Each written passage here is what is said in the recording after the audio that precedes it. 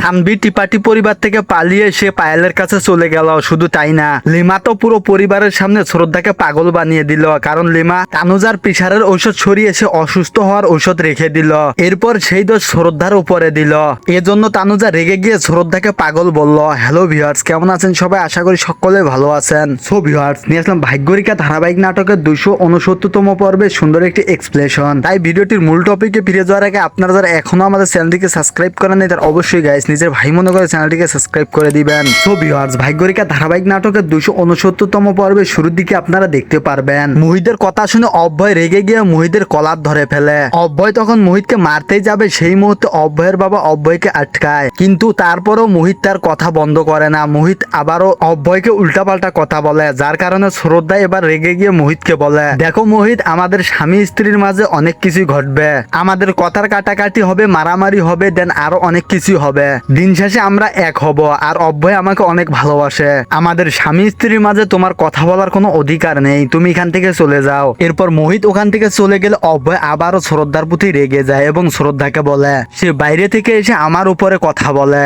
এসব বলে অভয় রেগে গিয়ে শ্রদ্ধার হাত ধরে সে রুমের মধ্যে নিয়ে যায়। অভয় শ্রদ্ধাকে রুমের মধ্যে এনেই শ্রদ্ধাকে ধমক দিয়ে বলে, আর কোনোদিনও যদি ওই মোহিত আবারও আমার বাড়িতে এসে আমাকেই ধমক দেয়, তাহলে ওকে আমি কোনোভাবেই ছেড়ে দিব না। আর তুমি এরকম পাগলামি কেন করছো? সারাদিন শুধু পায়েল পায়েল পায়েল, তোমার মনে হয় মাথা নষ্ট হয়েছে। সেই মুহূর্তে আমরা রিমাকে দেখতে পাই। রিমা অভয় এবং শ্রদ্ধার এসব কথা সে দরজার সামনে আড়ি পেতে শুনছিল। ঠিক সেই মুহূর্তে দরজা খুলে দেয়, যার কারণে লিমা একদম মেঝেতে পড়ে যায়। শ্রদ্ধা লিমাকে এভাবে দেখে লিমাকে বলে, সত্যি করে বলো তুমি এখানে কি করছিলে? সেই মুহূর্তে রিমা একদম ঘাবড়ে যায়। ঘাবড়ে গিয়ে শ্রদ্ধাকে বলে, আরে ম্যাম, আমি তো বাচ্চাদের কি টিফিন বানাবো সেটা শোনার জন্য এখানে এসেছিলাম। তখনই শ্রদ্ধা বলে, আরে বাচ্চাদের জন্য তোমার কোনো টিফিন বানানো লাগবে না, কারণ বাচ্চাদের জন্য তো আমি টিফিন বানিয়েছি।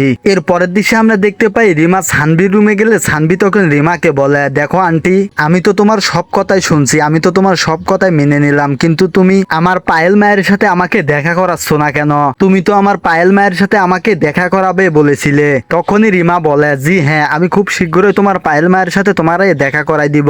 এবং সেই মুহূর্তে আমরা দেখতে পাই রিমা দুটি পায়েল সানভিকে পরিয়ে দিচ্ছে এবং সানভি তখন বলে, এগুলো কার জন্য? সেই মুহূর্তে লিমা বলে, আরে এগুলো তো তোমার জন্য আমি নিয়েছি, আর হ্যাঁ, তোমার পায়েল মায়ের সাথে আমি তোমাকে দেখা করিয়ে দিব, কিন্তু একটা শর্ত আছে। সেই মুহূর্তে সানভি বলে, ঠিক আছে, আমি যে কোনো শর্ত মেনে নিতে রাজি আছি, আমার পায়েল মায়ের সাথে আমার দেখা করতে হবে। ঠিক সেই মুহূর্তে অভয় এবং শ্রদ্ধা সানভির রুমে আসে এবং সানভির পায়ে দুটি পায়েল দেখে জিজ্ঞেস করে, এগুলো কোথা থেকে আসলো? সেই মুহূর্তে রিমা ঘাবড়ে গিয়ে বলে, আরে ম্যাডাম, আমি তো সানভিকে এই পায়েল দুটো দিয়েছি। সেই মুহূর্তে শ্রদ্ধা রেগে যায়। রেগে গিয়ে রিমাকে বলে, দেখো, এরপর থেকে তুমি সানভিকে যেটাই দাও না কেন আমাকে বলে দিবে, আমাকে দেখিয়ে দিবে। এরপর অভয় এবং শ্রদ্ধা সানভিকে বুঝিয়ে ওখান থেকে চলে যায়। এরপরের দৃশ্যে দেখা যায় অনেক বেলা হয়েছে, কিন্তু কিয়ারা এবং কৃত্তি কোনোভাবেই ঘুম ভাঙছে না। কৃত্তির মা কৃত্তিকে অনেক ডাকাডাকি করলেও তারা ঘুম থেকে ওঠে না, যার কারণে কৃত্তির মা অনেক রেগে যায় এবং ফোনের মধ্যে গান চালিয়ে দেয় একদম জোরে সাউন্ড দিয়ে। সেজন্য কৃত্তি এবং কেয়ারার ঘুম ভেঙে যায়। এরপর কেয়ারাকে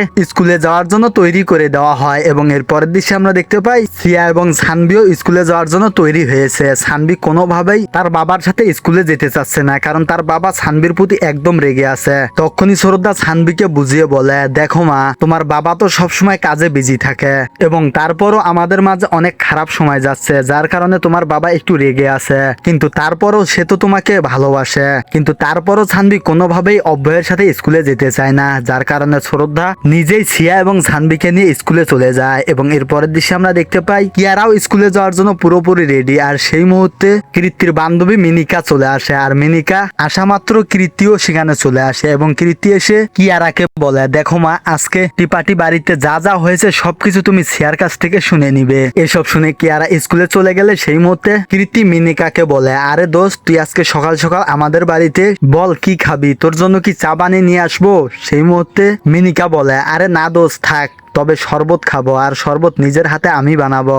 এরপর মিনিকা শরবত বানায় এবং কৃত্তির সাথে কথা বলে। মিনিকা তখন কৃত্তিকে বলে কিভাবে কৃত্তি তার শ্বশুর শাশুড়িকে তার আয়তায় নিবে। কৃত্তি এসব শুনে তো মহা খুশি হয়ে যায় এবং এরপরের দৃশ্যে আমরা দেখতে পাই বরুণের মা অনেক মন খারাপ করে আছে এবং বরুণজি এসে তার মাকে বোঝায় এবং একটু পর বরুণের মাকে কে যেন ফোন দিয়েছে। নয়নাজি তখন ফোন রিসিভ করলে সে দেখতে পায় কৃত্তি তাকে ফোন দিয়েছে। কৃত্তি তখন নয়নাজিকে বলে, দেখেন মা, আমি যে অন্যায় করেছি তার জন্য আপনাদের কাছে ক্ষমা চাচ্ছি আর আমি নিজেই আপনাদের কাছে আসতেছি। এইসব কথা শুনে নয়নাজি এবং বরুণজি অনেক খুশি হয়ে যায়। এরপর আমরা দেখতে পাই মিনিকা কীর্তিকে বলছে, দোস্ত জানিস রাজ তো তোর নামে অনেক প্রশংসা করেছে। আর দোস্ত তুই একটা জিনিস লক্ষ্য করেছিস, যাদের অনেক টাকা পয়সা আছে তাদের কোনো ভালোবাসাই নেই, আর যাদের ভালোবাসা আছে তাদের কাছে কোনো টাকাই নেই। তুই রাজকেই দেখ না, তার এত টাকা পয়সা থাকা সত্ত্বেও তার স্ত্রী নেই, তাকে একা রেখে বিদেশে গেছে। টাকা এবং ভালোবাসা দুটোই থাকলে না জীবনটা অনেক সুন্দর। এই বিষয়গুলো শুনে কীর্তি মনে মনে ভাবেন। এবং এর পরের দৃশ্যে আমরা দেখতে পাই শ্রদ্ধা তানুজার জন্য প্রেসারের ঔষধ নিয়ে গেলে তানুজা কাজ করছে দেখে ঔষধ টেবিলের উপর রেখে আসে। এই বিষয়টি কাজে লাগিয়ে লিমা ঔষধটিকে পাল্টিয়ে দেয় এবং এরপর যখন তানুজা ঔষধ খেতে যায় তখন অন্য ঔষধ দেখে তানুজা একদম রেগে শ্রদ্ধা শ্রদ্ধা বলে চিল্লাতে লাগে। এরপর শ্রদ্ধা সহ বাড়ির সকলে ওখানে উপস্থিত হয়। তানুজা তখন শ্রদ্ধাকে বলে, এ কি তুমি প্রেসারের ঔষধের জায়গায় তুমি এটা কোন ওষুধ রেখে দিয়েছ? তখনই শ্রদ্ধা বলে, কিন্তু মা আমি তো প্রেসারের ওষুধই রেখেছিলাম। সেই মতো অভয় রেগে গিয়ে বলে, কি বলছো কি? তাহলে কি আমার মা তোমাকে মিথ্যে কথা বলছে? এই ঔষধ তো কোনো প্রেসারের ঔষধ না, এটা তো অন্য ঔষধ। এসব বলে অভয় তখন শ্রদ্ধাকে ধমক দিলে সেই মতো অভয়ের বাবা এসে অভয়কে বলে, তুমি এভাবে বৌমাকে ধমক দিচ্ছ কেন? সে তো অনেক টেনশনে থাকতে থাকতে হয়তোবা ভুল করে এমনটা করেছে। এই কথা শুনে অভয় তখন রাগ করে ওখান থেকে চলে যায়। এরপর শ্রদ্ধা লিমাকে বলে, লিমা চলো, স্কুল ছুটি হওয়ার সময় হয়ে গেছে, সিয়া এবং সানবিকে আনতে হবে। সেই মতে লিমা বলে, ম্যাডাম আমার পায়ে অনেক ব্যথা করছে, আমি তো হাঁটতে পারছি না। এরপর শ্রদ্ধা কোনো উপায় না পেয়ে সে একা স্কুলে চলে যায় এবং স্কুলে গিয়ে শুধুমাত্র সিয়াকে দেখতে পায়। সানবিকে কোনো জায়গায় খুঁজে পাচ্ছিল না, যার কারণে শ্রদ্ধা অভয়কে ফোন দিয়ে বলে, অভয় আমি তো সানবিকে কোনোভাবে খুঁজে পাচ্ছি না। এরপর অভয় এসেও সানবিকে খুঁজতে লাগে, কিন্তু সানবিকে কোনোভাবেই খুঁজে পাওয়া যাচ্ছে না। তাহলে কি সানবি লুকিয়ে পায়েলের কাছে চলে গেল? কি মনে হয়? তা দেখতে হলে পরবর্তী এপিসোড দেখতে হবে। সো ভিউয়ার্স, এই ছিল ভাগ্যরেখা ধারাবাহিক নাটকের 269তম পর্বে সুন্দর একটি এক্সপ্লেশন। তো আপনাদের কাছে কেমন লেগেছে অবশ্যই কমেন্ট করে জানাবেন এবং পরবর্তী ভিডিওর এক্সপ্লেশন ভিডিওটি পেতে হলে অবশ্যই আমাদের চ্যানেলটিকে সাবস্ক্রাইব করে আমাদের সঙ্গেই থাকবেন।